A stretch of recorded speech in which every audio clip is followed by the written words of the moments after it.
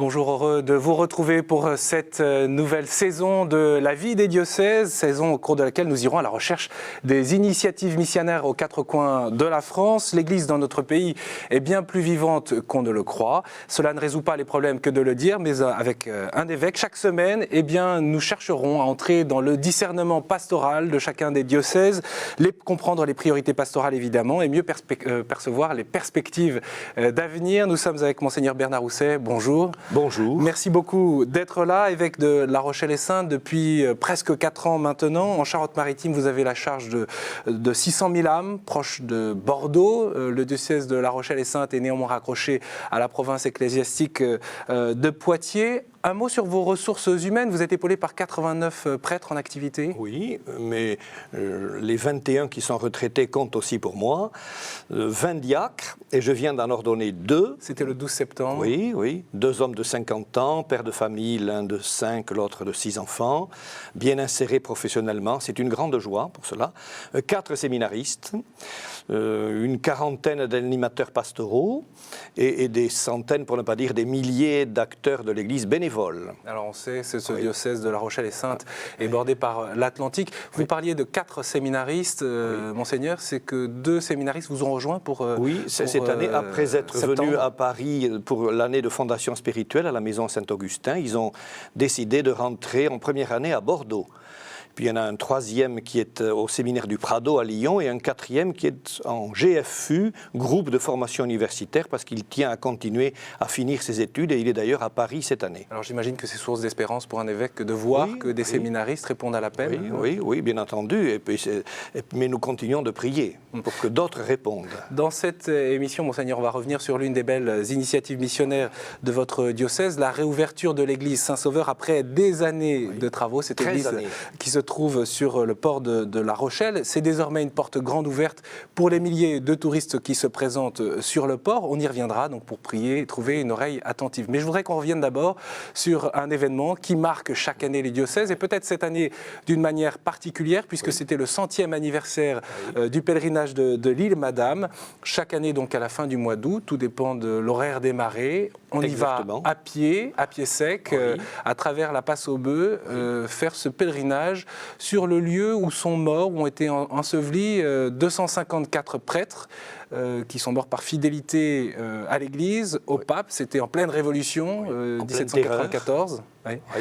Ils n'ont pas voulu signer, finalement, jurer la constitution civile du clergé et ils ont donc été déportés là parce qu'on devait, soi-disant, les amener en Guyane, mais on les a fait mourir à petit feu. Mais ils ont préféré être fidèles jusqu'au bout. Ils ont donné un magnifique témoignage. L'être humain est capable de se donner jusqu'au bout. Et c'est pour ça que chaque année nous les vénérons parce que 64 d'entre eux ont été béatifiés par le pape Jean-Paul II en 1995. Et puis c'est un bel exemple pour des vocations sacerdotales parce que le prêtre est un homme qui doit aller jusqu'au bout du don de lui-même et ces prêtres l'ont fait. L'histoire de ces prêtres martyrs, c'est dans cet extrait de reportage de Sibylle Delettre. Tout commence en 1790, au lendemain de la Révolution. Le 12 juillet est votée la constitution civile du clergé. Les prêtres sont alors contraints de prêter serment auprès de la Constitution et de renier l'autorité du pape. Et beaucoup vont refuser. Et ensuite, la Révolution étant amenée à se durcir du fait de l'emballement des événements, beaucoup vont être arrêtés, internés dans les prisons départementales et ensuite déportés vers l'outre-mer, mais d'abord regroupés dans des ports atlantiques. Au large de Rochefort, 829 prêtres sont donc entassés dans 2 navires de commerce aménagés pour le transport d'esclaves, le Washington et les 2 associés. Les conditions de vie à bord sont terribles, la nourriture est infecte, très souvent avariée, les prêtres sont dépouillés de tous leurs biens et vivent entassés dans l'entrepont. Toute prière est formellement interdite et dès que les gardes aperçoivent le moindre mouvement de lèvres, le coupable est aussitôt mis au fer. Les interdictions qu'on leur fait de prier, ils arrivent à les détourner, ils prient en secret, ils arrivent à garder dans les vêtements, dans les doublures, dans tout un tas de subterfuges, ils arrivent à garder des pages de livres de prière, ils arrivent à garder également des hosties consacrées pour donner la communion, ils arrivent également à reconstituer un petit Christ en sculptant un petit bout de bois avec un couteau de marin. Enfin, ils arrivent en quelque sorte à pallier au désert spirituel dans lequel on veut les plonger de force. Avec de telles conditions de vie, le typhus se propage petit à petit parmi les prisonniers. Le typhus finit par gagner également les équipages et de ce fait on s'en inquiète et les autorités sanitaires de Rochefort, pour enrayer l'épidémie, ordonnent le débarquement de tous les déportés et donc on les interne sur un hôpital de tente, un hôpital militaire situé dans l'île Madame. Le débarquement sur ce petit bout de terre s'effectue entre le 18 et le 20 août 1794 dans des conditions terribles. Sur 83 malades débarqués du navire, 36 mourront dans les heures qui suivent. Alors on voit, Monseigneur Housset, la tragique histoire de ces prêtres et en même temps ce magnifique témoignage. Quel lien y a-t-il entre ces prêtres dont on a aperçu en quelque sorte par ces gravures leur physionomie, leur mode vestimentaire et on imagine aussi peut-être leur pastoral et les prêtres d'aujourd'hui qui n'ont peut-être rien de semblable avec ces prêtres. La culture a complètement changé, mais le fond de la foi ne change pas. C'est-à-dire que le Christ nous appelle toujours à nous donner jusqu'au bout, à aimer comme lui a aimé. Ces prêtres n'étaient sûrement pas préparés à être martyrs. Eh bien, ils l'ont accepté. Eh bien, nous avons à marcher sur leurs traces. Et voilà pourquoi j'ai donné comme objectif à ce pèlerinage une prière régulière pour les vocations de prêtres dans le diocèse et dans l'Église. Et vous percevez que cela touche les fidèles, particulièrement les jeunes, parce qu'il y a beaucoup de jeunes qui viennent en pèlerinage maintenant, par la pastorale, par le biais de la pastorale des jeunes. La fécondité spirituelle, Dieu n'est jamais pressé. Alors nous verrons ça avec le temps, je pense. Oui. Voilà. Il y a ce très beau geste des pèlerins qui déposent un galet qu'ils amènent chaque année et qu'ils déposent sur cette croix de galet qui enfle, si je puis dire, qui grandit à mesure de cette piété qui s'exprime. Oui. Et dans cette simplicité du paysage, puisque rien n'a changé depuis 200 ans. Voilà. Qu'est-ce que vous espérez de ce témoignage des prêtres de 1794 dans l'oreille des jeunes? Et je sais que il y a particulièrement un jeune garçon de Port-des-Barques, de la paroisse, qui s'est mis à faire des bandes de Sainte, qui s'est mis à faire des bandes dessinées. Oui, une bande dessinée là-dessus. Oui, il a 11 ans et il a très très bien su restituer le climat de l'époque et puis ce don de même. Voilà, je souhaite que par cette BD, davantage d'enfants et de jeunes soient au courant de ce magnifique témoignage et puis peut-être aussi qu'ils pourraient exercer leur générosité de cette manière-là, en répondant à l'appel du Seigneur. Et en même temps, ces prêtres là ont souhaité, ceux qui sont morts et les survivants autour d'eux, ont souhaité garder le silence sur cette épreuve terrible pendant presque un siècle. Pour quelle raison? Ils ont souhaité ne pas en parler pour faciliter la réconciliation entre Français, puisque c'était des Français qui avaient torturé d'autres Français. Et voilà pourquoi le pèlerinage public n'a commencé qu'en 1910, il y a 100 ans. Mais c'est aussi un beau témoignage que de vouloir travailler à la réconciliation et à la paix et à la communion. Ça dit quelque chose aussi de la place de l'Église dans la société, dans son rôle à la fois d'éclairer. L'Église doit justement faciliter la rencontre entre générations différentes, entre catégories sociales différentes, puisque Dieu veut tous nous faire partager son unité et sa plénitude, voilà. Et nous sommes sacrements de cette unité divine, de cette unité trinitaire. En tout cas, on peut être touché par cette discrétion agissante, si je puis dire, et la délicatesse de ces prêtres au sortir de cette période extrêmement difficile. Et en même temps, j'ai souhaité que ce pèlerinage soit un moment de soutien et de prière pour les églises persécutées et en difficulté. Et voilà pourquoi, cette année, j'ai invité non seulement les évêques des diocèses où il y a eu des prêtres déportés, mais l'archevêque de Bagdad des Latins, Monseigneur Sleiman, qui est venu, qui a donné une homélie pleine de courage et d'espérance, et puis qui a fait aussi 2 conférences, l'une à Saintes et l'autre à La Rochelle, pour bien nous informer sur la situation. Comment soutenir ces chrétiens et comment faciliter sinon le dialogue, au moins la rencontre entre chrétiens et musulmans, et non seulement au Moyen-Orient, mais dans le monde entier, parce que la paix du monde en dépend aujourd'hui. Et cette manière de témoigner de la foi, malgré l'adversité, il faut pouvoir l'entendre, il faut pouvoir le vivre. Ça doit donner du courage aux chrétiens qui peut-être ne vivent pas ni en Irak, ni au temps de la Révolution, de la Terreur, mais qui vivent aujourd'hui dans un contexte qui n'est pas facile. Parce que l'évangélisation n'est jamais facile, voilà. Je signale d'ailleurs, puisqu'on parlait des jeunes, que étudiants et jeunes professionnels se sont retrouvés pour leur 13e université d'été. C'était à Sablanceau, l'abbaye de Sablanceau, autour du thème « Vivre en chrétien, est-ce bien raisonnable ?» Vous êtes très bien informé, je vois. C'est une vraie question. Oui, nous avons essayé d'y répondre. répondre, voilà, en montrant que la foi chrétienne permet à l'humain de trouver son accomplissement, sa plénitude, et ça c'est très important, et en particulier les grands dogmes, mettons la Trinité, nous sommes appelés à entrer dans la vie divine, dans la vie trinitaire, l'incarnation, Dieu s'est fait comme nous pour que nous soyons comme lui, et puis l'Eucharistie qui peu à peu nous fait grandir, nous fait devenir membres du Christ et ainsi trouver notre pleine humanité. Voilà. Les jeunes ont été intéressés, bien entendu, par cette démarche. Face à ces difficultés, on le comprend bien, les chrétiens de votre diocèse ne baissent pas les bras. Et à l'image de la réouverture de l'église Saint-Sauveur, c'était en décembre 2008, après 13 ans de travaux, vous l'évoquiez tout à l'heure, et 3 millions d'euros pour la ville, la paroisse y a déployé un projet missionnaire qui a fait ses preuves. On regarde, et puis bien sûr, après, on aimerait avoir un commentaire et une explication. Monseigneur. La Rochelle, nichée au cœur du Vieux-Port, l'église Saint-Sauveur porte un regard bienveillant sur les marins et simples touristes depuis le XIIe siècle. Fermée pendant 13 ans pour une grande restauration, elle a réouvert il y a 1 an et demi maintenant. Et dès l'ouverture des portes, chaque jour, de nombreux touristes, sac à dos à l'épaule, entrent ici. Et c'est justement pour toucher tant les fidèles que ces personnes de passage que le diocèse a mis en place un grand projet pastoral. Nous souhaitions en faire un carrefour d'églises, eu égard à la situation du lieu qui est sur le port pratiquement et qui a un passage extraordinaire. On voulait que ce lieu soit un lieu d'ouverture, d'accueil de l'église sur la cité. Et pour cela, le père Casgrain, entouré d'une poignée de paroissiens, a mis en place de nombreuses propositions. Cultuelles, bien sûr. Chaque mois, la paroisse propose aux jeunes une messe qui prend son temps, où la liturgie est légèrement modifiée pour permettre d'approfondir la méditation des textes. Pendant tout l'été, l'église a également accueilli des temps de prière en musique, une manière très profonde d'appréhender l'écriture. Et je puis laisser mon cœur s'ouvrir dans la confiance au Père.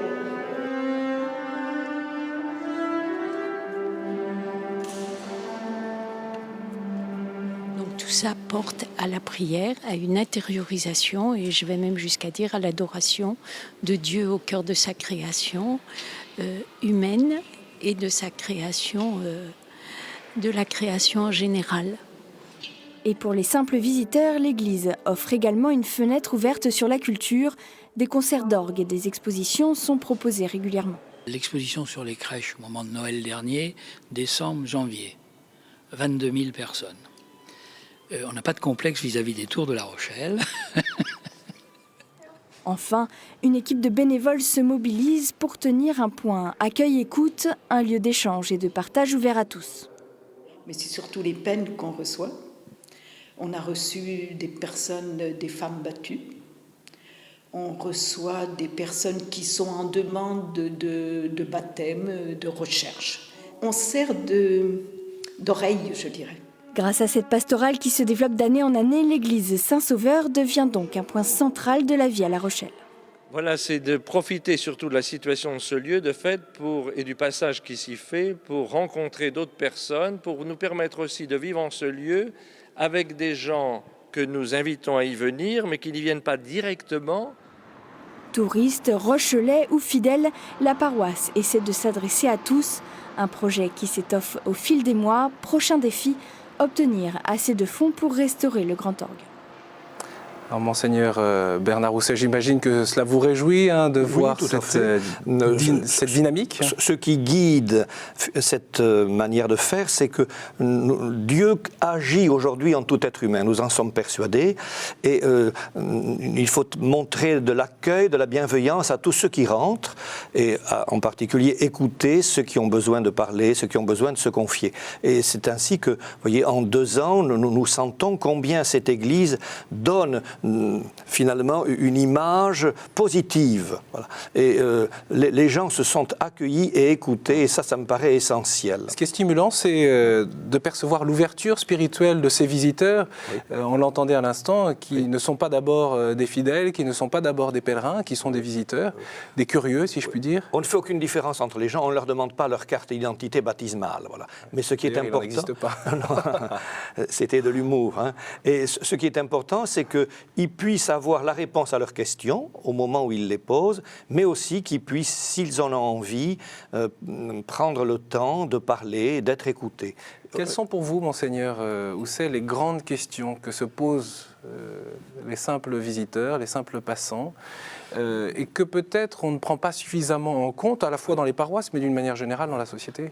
Bon, il y a évidemment la question du sens de la vie dans une société qui est en pleine transformation, qui se mondialise. Où va notre société, notre monde? Mais je crois aussi, en plus en profondeur, il y a aussi, est-ce que vraiment le bien va l'emporter sur le mal? Est-ce que l'amour va l'emporter sur la haine? Disons, est-ce que nous allons être sauvés? Oui ou non? Voilà. Eh bien, il est important que nous, chrétiens, nous en rendions compte de ce salut. Oui, la question du salut, c'est parfois un terme qu'on n'entend plus aujourd'hui, qu'on ne sait plus d'ailleurs parfois expliquer. Même. Oui, mais peut-être que les gens la posent différemment. Mais c'est non seulement la question, y a-t-il une vie après la mort, mais quelle sera cette vie? Et est-ce que l'humanité va finir par devenir une humanité fraternelle, où chaque personne sera reconnue, et où Dieu aussi sera reconnu comme le Père de l'unique famille humaine? Eh bien, alors je ne dis pas que ces questions soient posées tous les jours. Qu'est-ce que ça veut dire être sauvé? Être sauvé, eh bien, pour moi, c'est partager la vie et la plénitude de Dieu, et ainsi trouver sa propre plénitude. Parce que ça, c'est très important. Nous sommes en chemin, en construction, tant personnellement que l'espèce humaine. Et le salut, ce sera ça. Une humanité pleinement humanisée, parce qu'elle sera en Dieu. Dieu sera tout en tous. Et d'ailleurs, la parole de l'Église est cohérente par rapport à cela, pour conduire au salut, mais elle n'est pas toujours entendue. Je reprends quelques dossiers d'actualité. La bioéthique, qui revient à l'ordre du jour, puisqu'il va y avoir ce débat parlementaire mi-novembre. Vous espérez quoi?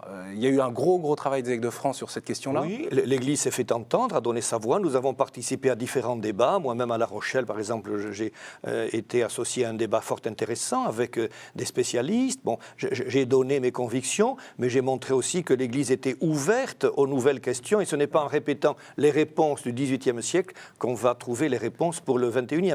Mais en même temps, l'Église, c'est aussi respecter la dignité de l'embryon dès sa conception, et respecter aussi la personne qui est en fin de vie, parce qu'elle reste toujours une personne humaine, même si elle ne peut plus le manifester. Voilà un bon sujet. Mais cette dignité de la personne, on la trouve dans toutes les dimensions de la vie.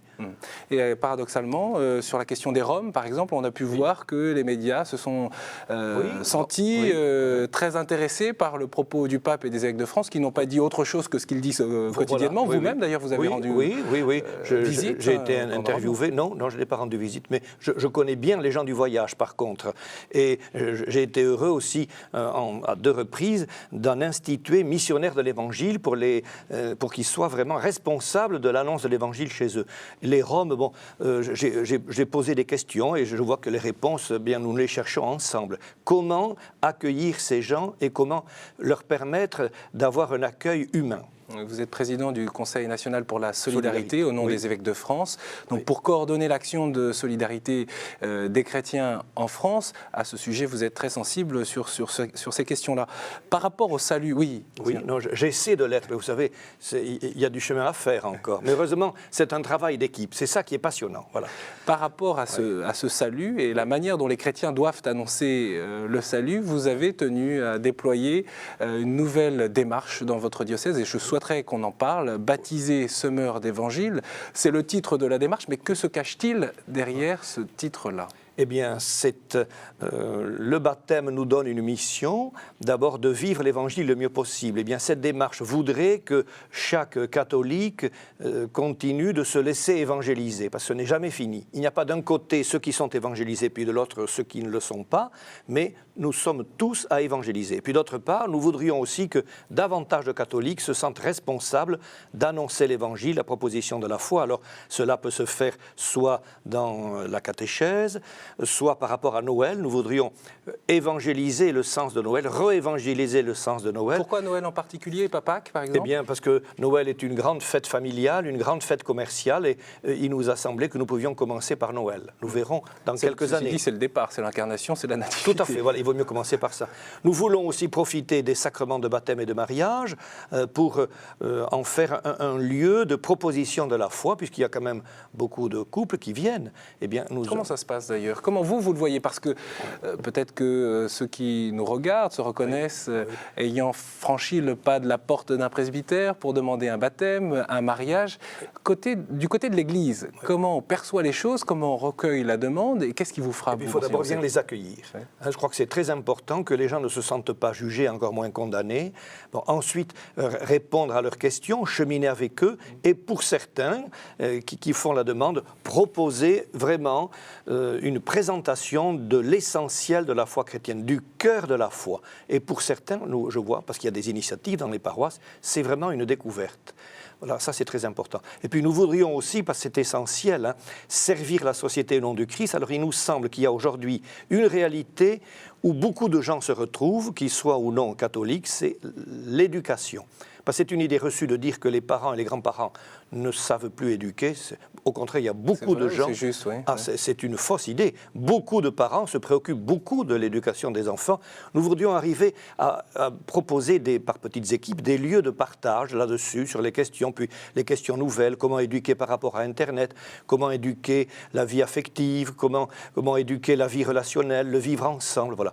Et puis nous voudrions aussi que cette démarche nous permette de mieux accueillir les personnes en situation de précarité dans nos communautés et de façon plus conviviale. Voilà. C'est une démarche qui, pour l'instant, commence de se préparer. Elle va durer sur 3 ou 4 ans parce qu'il faut du temps pour que les choses s'enracinent. Moi, je me rends compte, et j'avance en âge, il ne faut jamais bousculer. Dieu n'est pas pressé. Voilà. Et Dieu prend son temps, alors nous prendrons notre temps. Et en même temps, il y a ce diocèse de La Rochelle et Sainte qui attend de pouvoir annoncer. Il faut prendre son temps. On a déjà beaucoup travaillé. On a beaucoup travaillé, vous savez, depuis 50 ans. Voilà. Et d'ailleurs, je crois que s'il y a... Quel regard vous portez d'ailleurs sur ces 50 dernières années? Puisqu'il y a eu de nombreux synodes, il y en a eu plusieurs. Un synode, non, mais il y a eu aussi d'autres démarches avec des évêques. On a toujours travaillé. Synodal, effectivement. Oui, voilà. On a toujours travaillé dans le même sens, et je vois que l'Église est modeste, mais elle est vivante. Il y a des initiatives très dynamiques un peu partout, à tous les niveaux. Eh bien, moi, je m'en réjouis en tant qu'évêque. Je rends grâce, puis j'essaie de les soutenir, et puis de les mener sur le chemin de l'Évangile. On évoquait ces 50 dernières années. Quel regard vous portez sur les 50 prochaines, Monseigneur Rousset? Eh bien, moi, 50, ça fait beaucoup, mais peut-être on se dit les 20 prochaines années. Bon, eh bien, écoutez, je crois que l'un des rôles de l'évêque, aujourd'hui, c'est d'être témoin d'espérance, sans naïveté. Je dis souvent, je suis un entraîneur d'espérance. Voilà.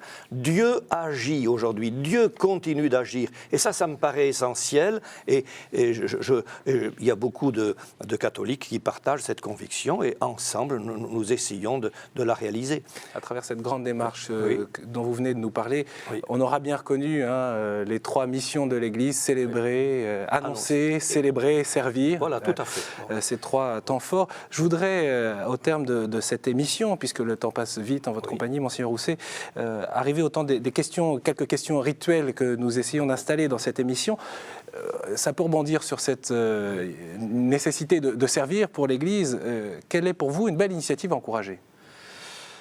Eh bien, nous avons eu la tempête Xynthia, voyez, qui a été très forte, et on a pris conscience peu à peu de ses conséquences dramatiques. Eh bien, moi, je rends grâce au Seigneur d'abord pour la compétence des services de secours qu'il y a eu, et puis pour toute la solidarité que des particuliers ou des associations ont donnée, et continuent de donner, parce que ce n'est pas fini. Et c'est là où on a vu d'ailleurs que les réseaux catholiques étaient extrêmement efficaces. Oui, mais pas simplement. Voilà. Bon.